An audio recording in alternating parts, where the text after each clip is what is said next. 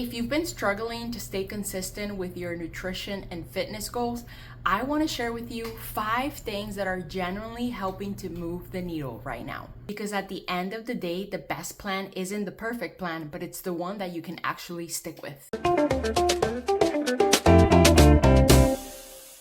Hi everyone, my name is Grace. I am a mom and a teacher who's been on a weight loss transformation for the past 16 months, and I have lost nearly 80 pounds. And this video today is not going to give you the perfect plan to attain your health and wellness goals. Instead, it's going to help you create the best plan that you can actually stick with until you reach your goals. Disclaimer, I am not a doctor. This is not medical advice. I'm simply sharing what actually has worked for me these past 16 months that are helping to carry me into my 100-pound weight loss goal. Let's get into it. Number 1, build your health plan around your worst week, not your best one. For years, I would create plans based on a fantasy week. The week where I had time to meal prep everything. The week where I could work out 5 to 6 days of the week.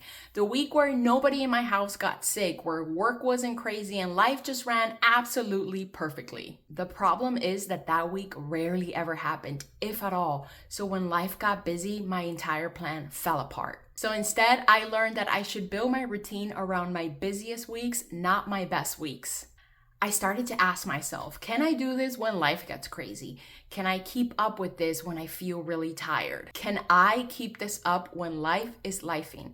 Because if the answer is no, I am not building a lifestyle. I'm essentially just creating a temporary challenge. I'd rather have a plan that's 80% effective and 100% sustainable than a plan that's perfect for 2 weeks. Number 2 is a total game changer.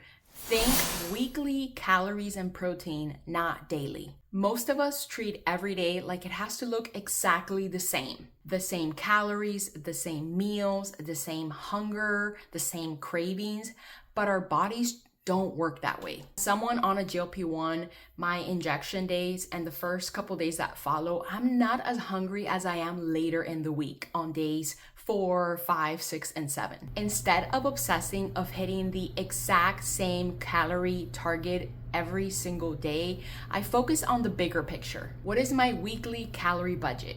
What is my weekly protein target? What are my weekly habits? This gives me flexibility so that if I'm less hungry Monday through Wednesday, I eat a little less calories and that's okay. And if I need more food on Fridays and Saturdays, that is perfectly fine too. This approach feels so much more natural to my body. I don't eat because the clock says I should. I eat because my body is asking me for fuel. And ironically, that type of flexibility with my nutrition has allowed me to stay more consistent. Number 3, micro workouts count. I think a lot of people believe that exercise only counts if it happens in a gym. But we are all so busy and life just doesn't allow for the perfect 60 to 90 minute workout session. But between work, home life, filming videos for YouTube, and any other project that I may be involved with, where am I going to find the time? What if instead of focusing on one 60-minute walk, I broke it up and I did 4 15-minute walks throughout the day? Or 3 20-minute walks, or a 10-minute walk right after each meal? The research has shown that accumulating activity throughout the day can produce health benefits that are very similar to one single workout. And that's huge because suddenly fitness becomes accessible. You don't need the perfect schedule, you just need movement. Tip number 4, start eating when I'm hungry, not when I'm starving. I used to think being hungry was a badge of honor, so I wait forever to eat.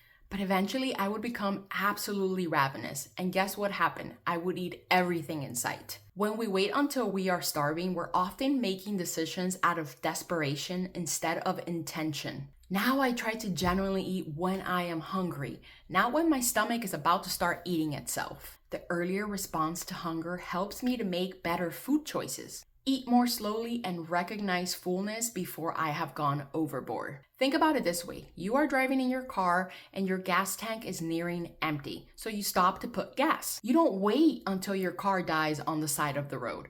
And your body deserves the same respect. The goal isn't to constantly be eating. The goal is to avoid swinging between extremes, because it's those extremes that lead to overeating. The fifth tip that has helped to get the scale moving is to improve my baseline before I consider any further cuts or bulking. And this is a big one, because as someone who openly shares my what I eat in a day videos, often there's so much conversation on what should I be eating? Should I be doing keto? Should I be doing carnivore? Should I be fasting instead? Should I carb cycle? Should I cut my calories next week? Or should I bulk my calories and try maintenance for a week? Instead, I ask myself, am I consistently eating enough protein? Am I building meals that are keeping me full? Am I getting enough fruits and vegetables? Am I creating meals that support my energy levels? Research consistently shows that a higher protein intake improves satiety, helps control appetite, support lean muscle mass, and can improve body composition during weight loss. For me, protein has been the foundation.